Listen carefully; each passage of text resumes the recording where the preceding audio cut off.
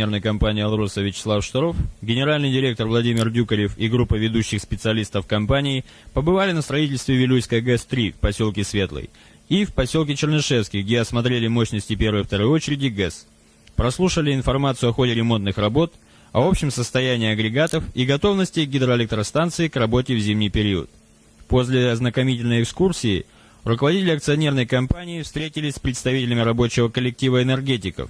Вячеслав Штаров выступил с кратким сообщением о состоянии дел в акционерной компании, о своем видении системы отношений алмазников и энергетиков Якутии, после чего состоялась беседа президента компании с руководством ГЭС.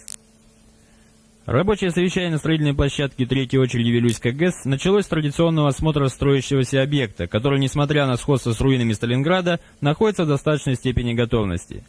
Начальник строительства Михаил Шерман говорил о том, что с некоторых пор речь уже идет о сохранении построенного. К примеру, о опасности затопления нынешней весной нижних горизонтов строящейся ГЭС.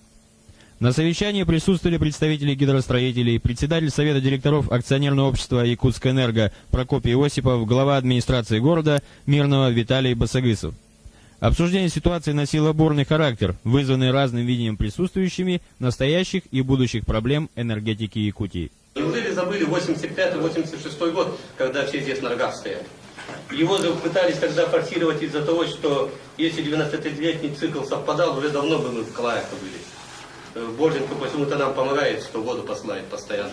Вы прекрасно видите, Чукотка получает, Хабаровский, Дальненерго все дотацию на тариф получают. А республика наша не получает, потому что средневзвешенный тариф у нас значительно ниже, чем в тех регионах.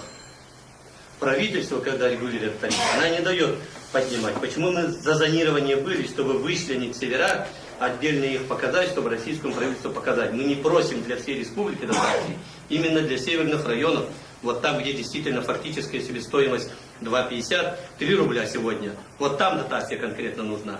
Может быть, для 40 тысяч человек населения всего. Понимаете? Было решение Совета директоров. Там четко было оговорено, от каждой поступающей суммы 10% на заработную плату строительной организации. 3 года подряд не выполняется то же самое. Ну и так далее и тому подобное. Вот есть решение как называется, Федерального агентства по банкротству и несостоятельности, которое Карпов возглавляет. Там вам есть прямая рекомендация. Хотите улучшить свою деятельность, снизьте тариф. Как и всегда, основным вопросом явились деньги. И, как следствие, роль акционерной компании «Алроса» в перспективном развитии энергоснабжения региона. На каких условиях алмазники согласны участвовать в данном процессе. В итоге, президент компании Вячеслав Штаров дал ответ на интересовавшие присутствующих вопросы. Прежде всего, должно произойти зонирование тарифов. В республике вся энергосистема должна быть разделена, по нашему пониманию, как минимум на 4 тарифные части. Но я не буду вообще касаться этого, потому что вы скажете, это может не ваш вопрос, не лезть туда не положено. Я просто скажу, что мы видим, что как минимум две тарифные части должны быть.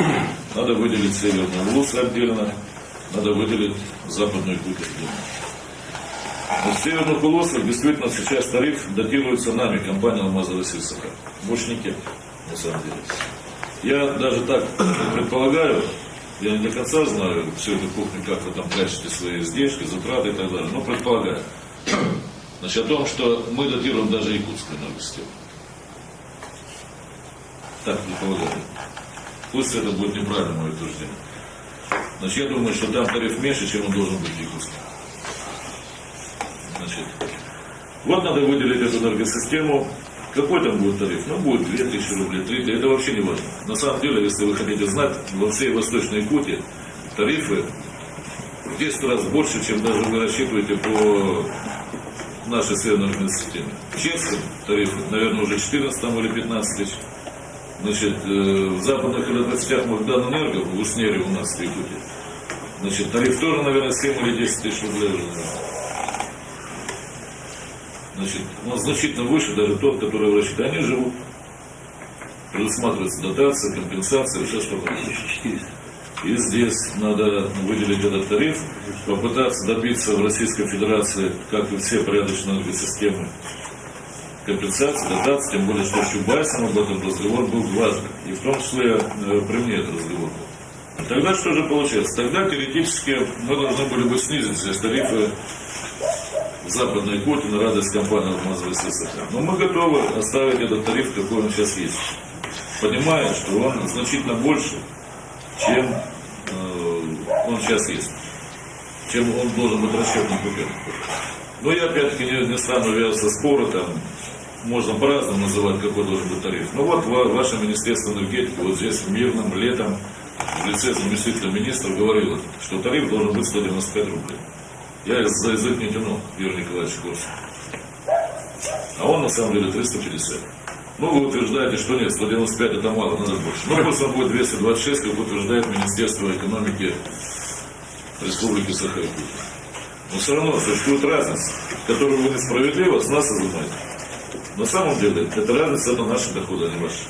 Мы готовы оставить этот тариф и считать, что разница в тарифе – это вклад компании в строительство Вилюйской ГЭС-3.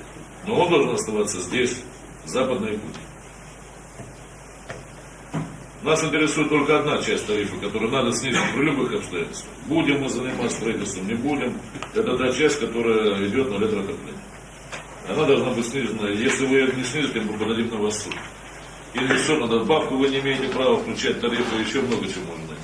Но это вопрос, я думаю, к январю решится. Все остальное мы готовы сохранить. Вот появляется первый реальный источник для финансирования ГЭС. По всей видимости, строительство Вилюйской ГЭС-3 является той проблемой, где напряжению свойственно постоянно нарастать. Ведь самым главным вопросом на сегодня является даже не денежный. Главным вопросом является, нужна ли кому-нибудь эта ГЭС. Может, стоит объявить о окончании эпопеи и разбежаться? Но для этого нужно обладать достаточным мужеством и финансированием программы отселения. А значит, все это будет иметь продолжение.